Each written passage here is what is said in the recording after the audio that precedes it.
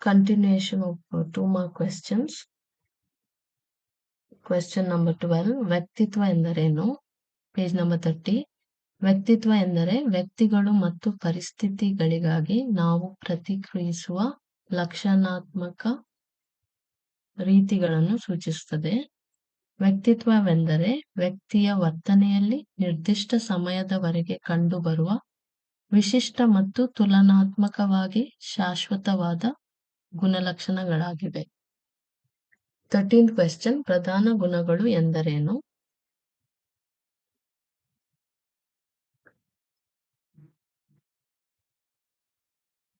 ಪ್ರಧಾನ ಗುಣಗಳು ಅತ್ಯಂತ ಸಾಮಾನ್ಯ ಹಾಗೂ ಬಹು ಪ್ರಭಾವಿ ಗುಣಗಳಾಗಿವೆ.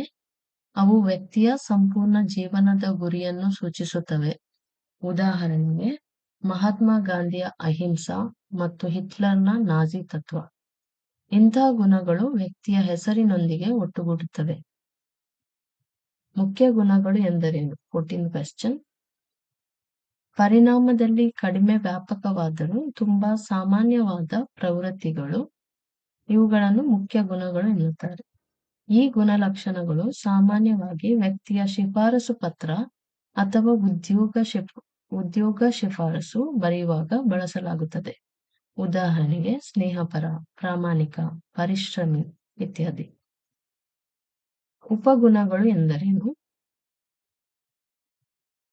ಇವು ಬಹಳ ವಿಶಿಷ್ಟ ಅಥವಾ ನಿರ್ದಿಷ್ಟ ಶ್ರೇಣಿಯ ಗುಣಗಳು, ಸಾಮಾನ್ಯವಾಗಿ ದಿನನಿತ್ಯದ ಆಯ್ಕೆಗಳಿಗೆ ಸಂಬಂಧಿಸಿದವು.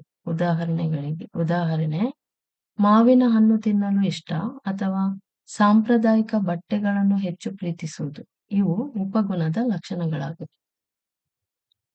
16th. ದಮನ ಮಾಡುವುದು ಎಂದರೇನು? ಉದಾಹರಣೆ ಕೊಡಿ.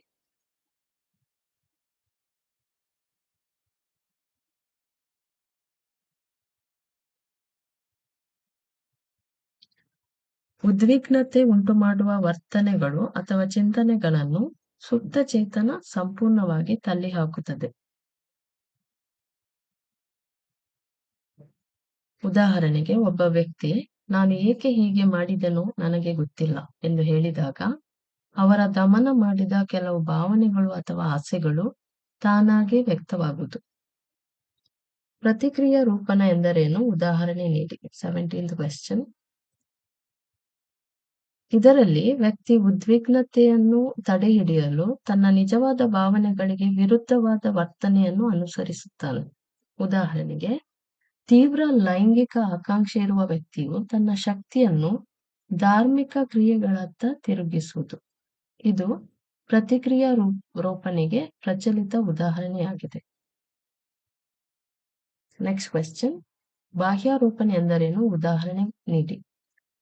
ಇದರಲ್ಲಿ ಜನರು ತಮ್ಮದೇ ಗುಣಗಳನ್ನು ಇತರರಿಗೆ ಹೋಲಿಸುತ್ತಾರೆ. ಉದಾಹರಣೆಗೆ ತೀವ್ರ ಆಕ್ರಮಣಶೀಲ ವ್ಯಕ್ತಿಯು ಇತರರು ತನ್ನ ವಿರುದ್ಧ ಅತಿಯಾಗಿ ಆಕ್ರಮಣಶೀಲವಾಗಿ ವರ್ತಿಸುತ್ತಿದ್ದಾರೆ ಎಂದು ಭಾವಿಸಬಹುದು. ಕೀಳರಿಮೆಯ ಭಾವನೆ ಎಂದರೇನು?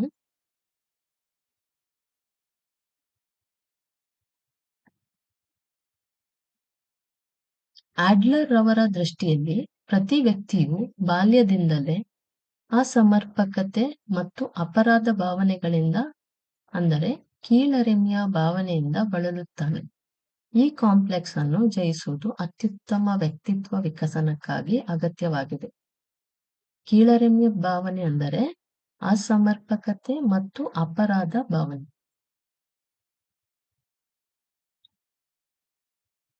Next question. ಸಾಮಾಜಿಕ ಅಪೇಕ್ಷಣೀಯತೆ ಎಂದರೇನು?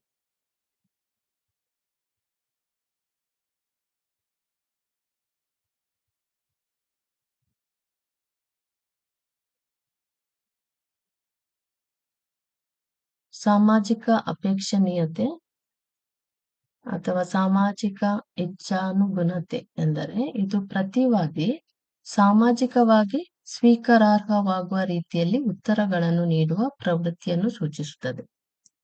Next question. ಸಮ್ಮತಿ ಎಂದರೇನು? ಸಮ್ಮತಿ ಅಥವಾ ಸಮಸ್ಯೆ ಅಂಗೀಕಾರ ಎಂದರೆ ಇದು ಪ್ರಶ್ನೆಗಳ ವಿಷಯ ಏನಿದ್ದರೂ ಅದನ್ನು ಅರ್ಥೈಸದೆ ವ್ಯಕ್ತಿಯು ನಿರಂತರವಾಗಿ ಒಪ್ಪಿಕೊಳ್ಳುವ ಅಥವಾ ಹೌದು ಎಂದು ಉತ್ತರಿಸುವ ಪ್ರವೃತ್ತಿಯಾಗಿದೆ. ನೆಕ್ಸ್ಟ್ ಕ್ವೆಶ್ಚನ್, 2 ಸ್ವಯಂ ಮಾಪನ ಪರೀಕ್ಷೆಗಳನ್ನು ಹೆಸರಿಸಿ. 16 ಪರ್ಸನಾಲಿಟಿ ಫ್ಯಾಕ್ಟರ್ ಕ್ವೆಶ್ಚನರ್, 16 PF, ಮತ್ತೆ ಐಸಿಂಕ್ ವ್ಯಕ್ತಿತ್ವ ಪ್ರಣಾಳಿಕೆ. ಇವು 2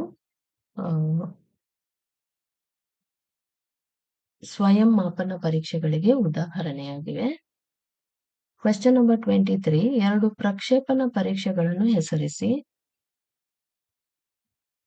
ಉದಾಹರಣೆಗೆ, ಒಂದು ರೋಷಾಕ್ ಇಂಕ್ ಬ್ಲಾಟ್ ಟೆಸ್ಟ್, ರೋಷಾಕ್ ಮಸಿಮಚ್ಚೆ ಪರೀಕ್ಷೆ.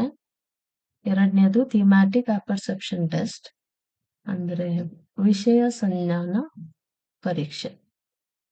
ನೆಕ್ಸ್ಟ್ ಕ್ವೆಶ್ಚನ್, ನಿರ್ದೇಶಿತ ಸಂದರ್ಶನ ಎಂದರೇನು?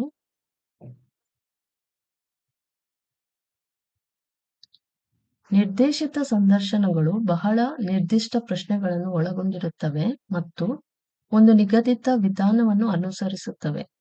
ಇದು ಸಾಮಾನ್ಯವಾಗಿ ಸಂದರ್ಶನಗೊಳ್ಳುವ ವ್ಯಕ್ತಿಗಳನ್ನು ವಸ್ತುನಿಷ್ಠ ರೀತಿಯಲ್ಲಿ ಹೋಲಿಸುವುದಕ್ಕಾಗಿ ಮಾಡಲಾಗುತ್ತದೆ. ಕ್ವೆಶ್ಚನ್ ನಂಬರ್ 25, ನಾಮ ನಿರ್ದೇಶನ ಪರೀಕ್ಷೆಗಳು ಎಂದರೇನು? ನಾಮ ನಿರ್ದೇಶನವನ್ನು ಬಳಸಿದಾಗ ಪ್ರತಿಯೊಬ್ಬ ವ್ಯಕ್ತಿಯು ಒಂದು ಗುಂಪಿನ ಸದಸ್ಯರಲ್ಲಿ ಯಾರ ಜೊತೆ ಕೆಲಸ ಮಾಡಲು, ಓದಲು, ಆಟವಾಡಲು ಅಥವಾ ಬೇರೆ ಯಾವುದೇ ಚಟುವಟಿಕೆಯಲ್ಲಿ ಭಾಗವಹಿಸಲು ಇಚ್ಛಿಸುತ್ತಾರೋ ಅವರನ್ನು ಆಯ್ಕೆ ಮಾಡಲು ಹೇಳಲಾಗುತ್ತದೆ. ಆಯ್ಕೆ ಮಾಡಿದ ವ್ಯಕ್ತಿಗಳ ಹಿಂದೆ ಇರುವ ಕಾರಣವನ್ನು ಸಹ ಸ್ಪಷ್ಟಪಡಿಸಲು ಕೇಳಬಹುದು. ಈ ರೀತಿ ಸಂಗ್ರಹಿಸಿದ ನಾಮ ನಿರ್ದೇಶನದ ಮಾಹಿತಿಯನ್ನು ವಿಶ್ಲೇಷಿಸಿ ವ್ಯಕ್ತಿಯ ವ್ಯಕ್ತಿತ್ವ ಮತ್ತು ವರ್ತನೆಯ ಗುಣಲಕ್ಷಣಗಳನ್ನು ಅರ್ಥ ಮಾಡಿಕೊಳ್ಳಬಹುದು.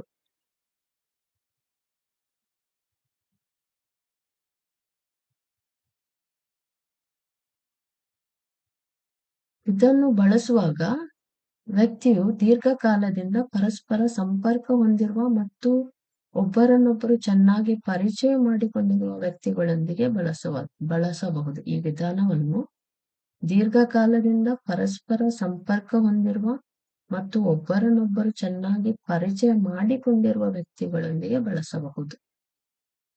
Next question, last question, 2 marks. ಸ್ವಯಂ ಮಾಪನ ವಿಧಾನದ ಯಾವುದಾದರೂ 2 ಅನಾನುಕೂಲತೆಗಳನ್ನು ಬರೆಯಿರಿ.